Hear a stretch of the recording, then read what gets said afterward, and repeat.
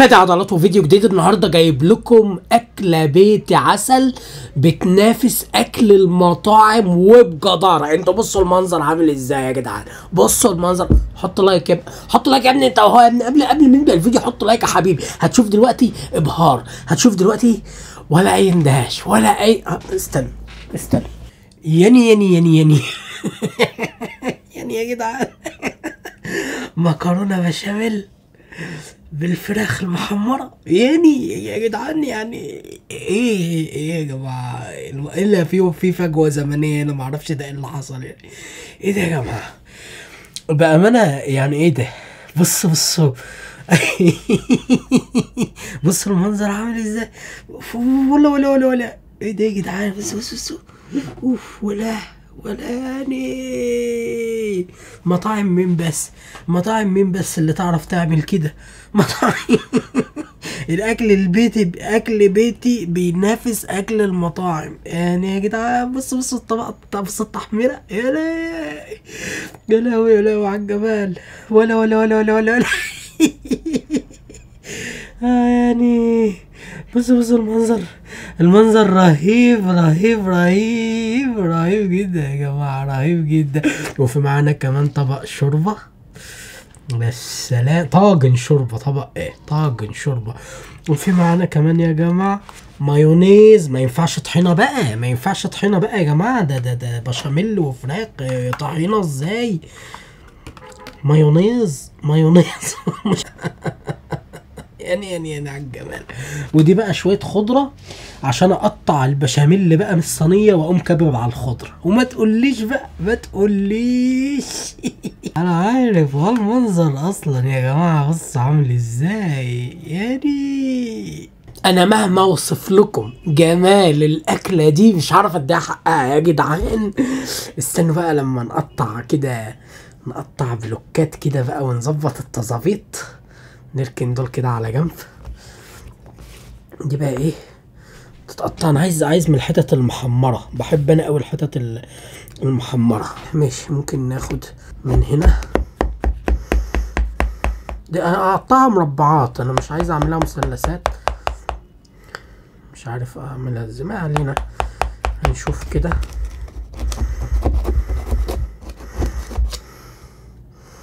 ده وانا اقطعها منين؟ ايه ده، انا عملت حته كبيره، مش مشكله بس اعرف اطلعها. بس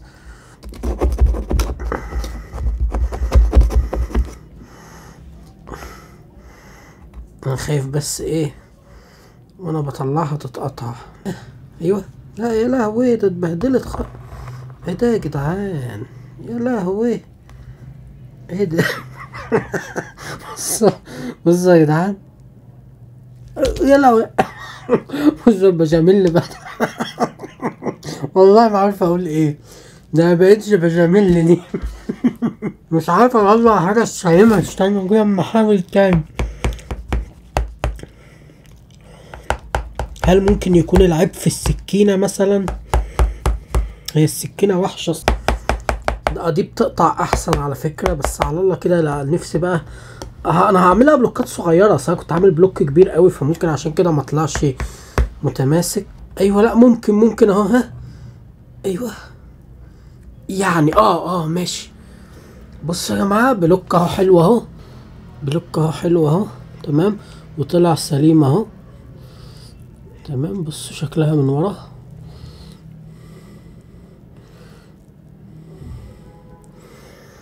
طيب عايز اطلع بلوك كمان من الحتت بردك الايه المحمره. هي الظاهر نشفت في الفرن زياده عن اللزوم فلزقت، يعني فاهمين يا جماعه؟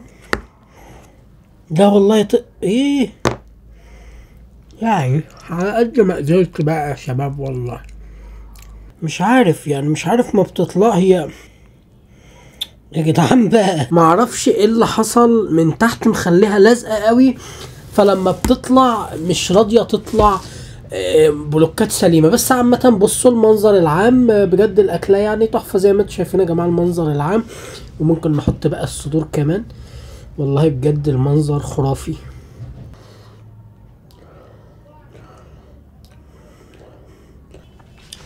يلا ناكل بقى.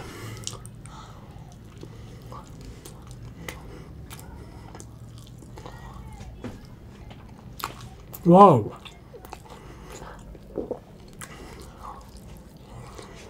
تحفة جدا جدا. هي عيبها بس ان هي لزقت جامد من تحت، فعشان كده مش عايزة تطلع ايه كبلوكات، بس تحفة. وطبقة التحمير اللي فوق ما اقولكوش بقى يا جماعة، بكلمكم بأمانة طعمها رهيب. واو،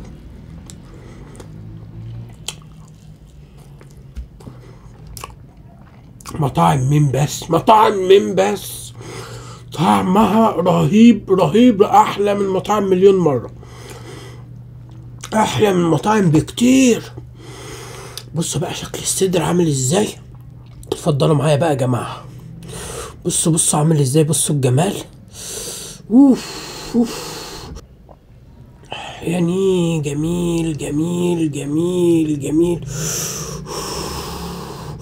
واو بجد حاجة. بصوا بقى صدر يا جماعة، وايت ميت، يا سلام، شكله جامد جامد جامد جامد جامد قوي يعني يا جماعة. بصوا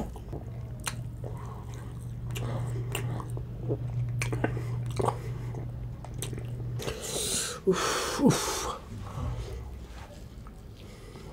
لا، رهيبة قوي.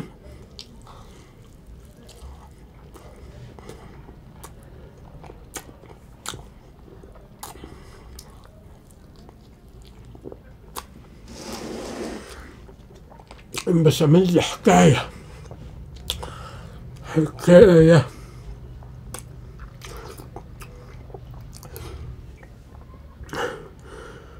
الشوربة بردت،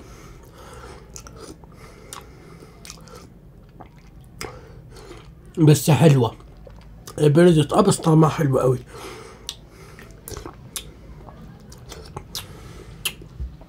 جميلة. بصوا بقى اللقطة الصايعة دي، هوريكوا حتة لقطة دلوقتي بنت لذينة. بصوا لي كده، ركزوا معايا.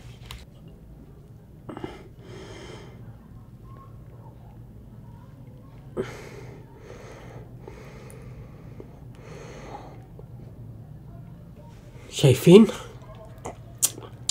ايس كريم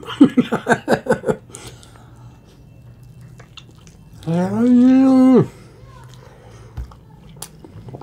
جماعة هقول ايه، بس هقول ايه، جامدة جدا. على فكرة بالمناسبة انا بعمل لكم ليه الفيديوهات ديت؟ اولا عشان اشارك معاكم يعني ال افكار اكلات حلوة، تمام، وفي نفس الوقت عشان اثبت لكم ان اكل البيت ممكن يتعمل احلى من اكل المطاعم بكتير. ايوه يا جماعة، اكل البيت لو اتخدم صح واتعمل صح ممكن يبقى اروع من اكل المطاعم بكتير يا جماعة.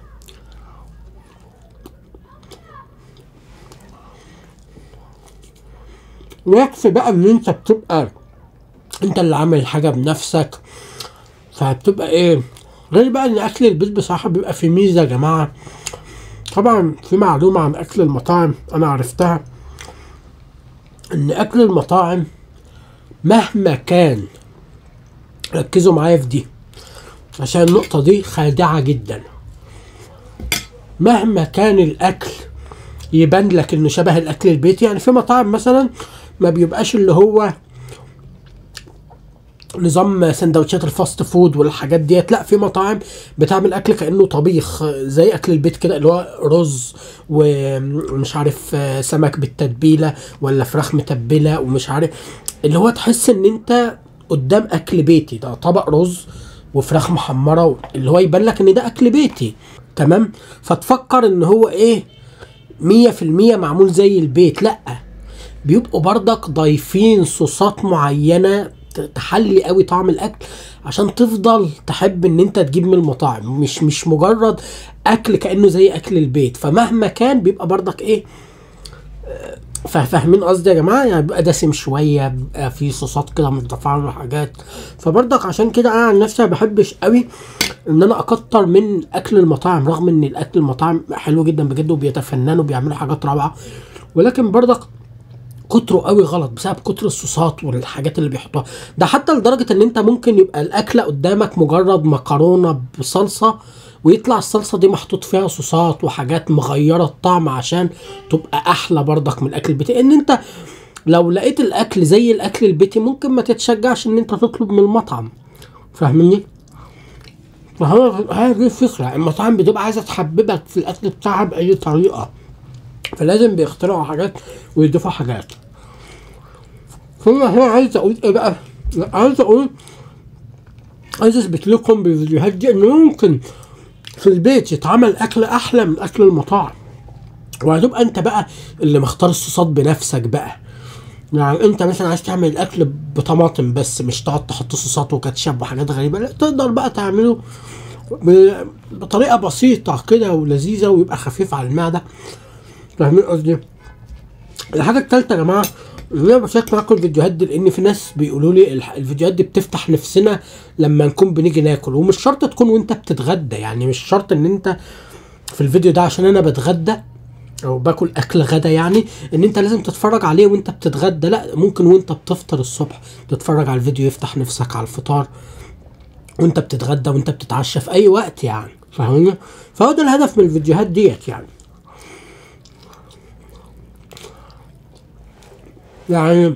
ما هياش فيديوهات كده معموله بلا. بصوا بقى دي، بصوا دي بقى،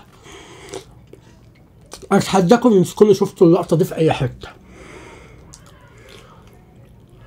بشاميل بالمايونيز، ايه يعني؟ ايه عادي ايه يعني؟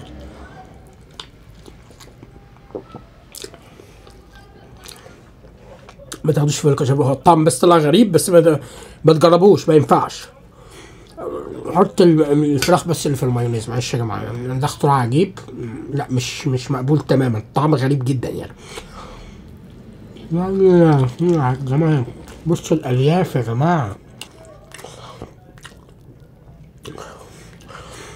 يعني ايه الافضل؟ في ناس طبعا هتسالني يعني ايه الافضل يا فادي، اكل البيت ولا اكل المطاعم؟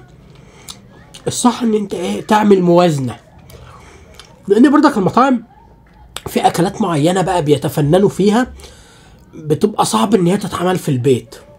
فاهمين؟ فهو الافضل ايه، يعني الواحد يوازن. يعني الاكل البيتي بيبقى صحي اكتر وبتاع وكده، ولكن ممكن من الوقت للتاني مثلا لو نفسك تجرب اكل المطعم ماشي، بس ما يبقاش اللي هو ما يبقاش ان انت كل يوم بتاكل من المطاعم، ده برضك غلط يعني، صحيا غلط. انا عن نفسي يا جماعه مش بحب ان انا كل يوم اكل من المطاعم. فاهمني؟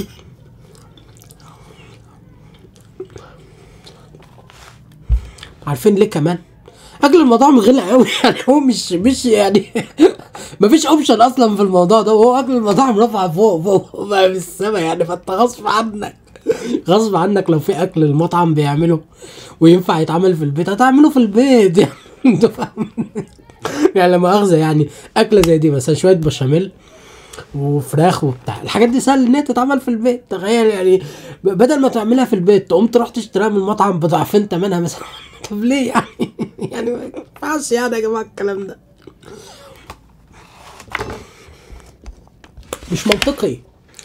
مش منطقي خالص الكلام ده. والله يا جماعه نفسي اطلع حته سليمه. انا امنيتي بس يا جماعه قبل ما انهي الفيديو، هي على فكره السكينه برضك هي اللي مش حلوه.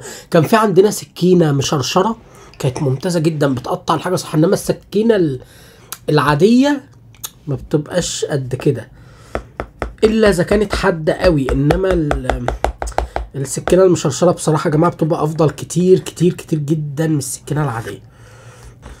نفسي امنيه حياتي قبل ما انهي الفيديو ده اطلع حته بس بشاميليه كده تكون، استنوا كده انا جايبها من تحت خالص اهي يا جدعان. في امل، الامل موجود. لا مش مصدق والله يا جدعان، ما مصدق. لا ده اعجاز، ده لايكات يا جماعه، لايكات اعجاز. طلعت حته سليمه، بصوا اهي سليمه اهي، سليمه اهي خالص.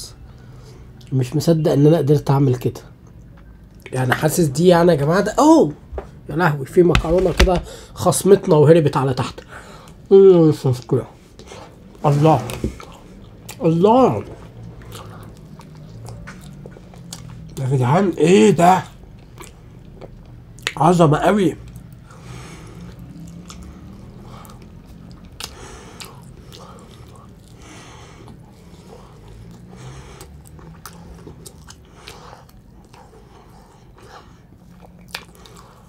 انا مش عارف ايه لازمه الخضره هنا.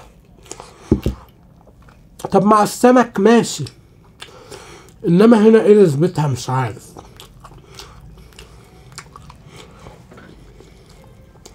آه. لا بجد يعني حاجة سمت السيمة يعني. ولا المايونيز يعني. بصوا بقى الصدر التاني.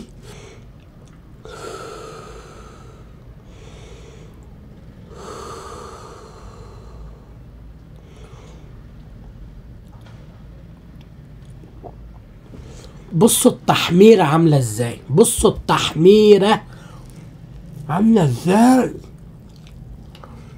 يعني يا جماعة.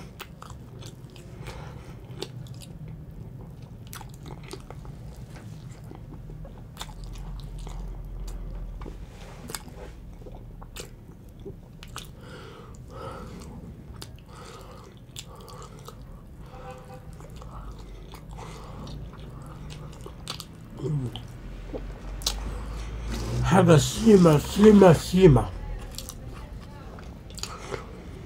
واستنوا بقى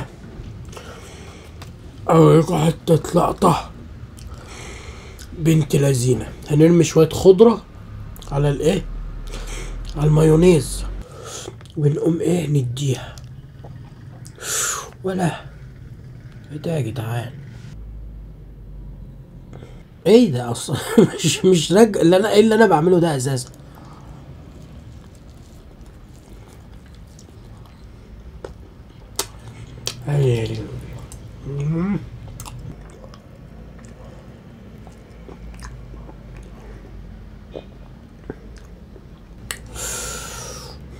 روعة روعة. عايز اشيل الخضرة ده، انا مش عارف العكعكة اللي انا بعملها دي ما تنفعش.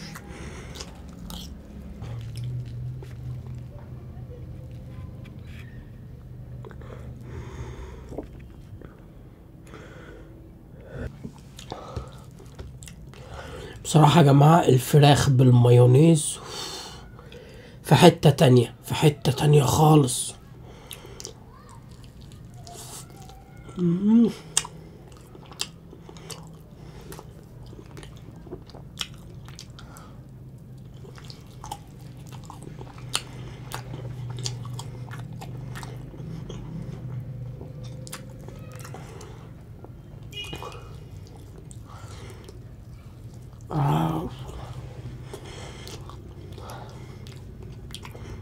تحفة تحفة.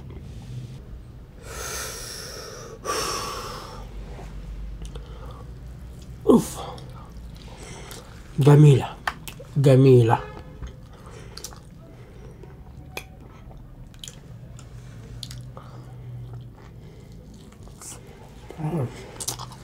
ولا كلمة ولا كلمة.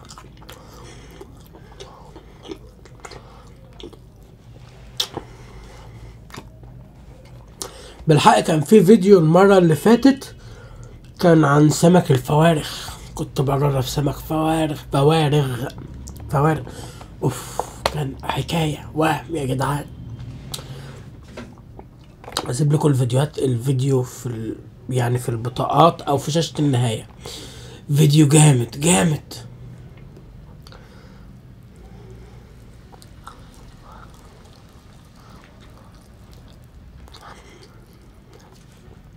اكتبوا لي في الكومنتات يا جدعان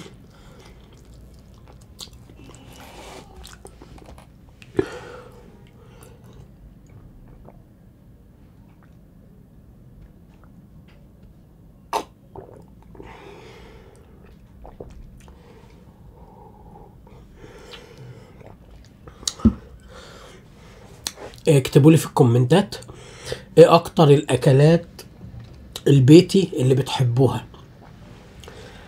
عشان ممكن ابقى اجرب لكم منها.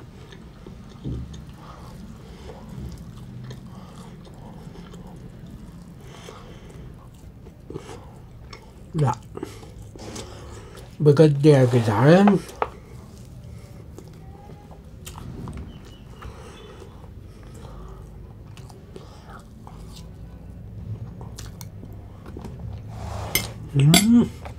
تحفة جدا جدا جدا، ولا كلمة ولا كلمة ولا كلمة. بس كان الفيديو خلص، ما تنساش تعمل لايك، اشترك واشترك. سلام.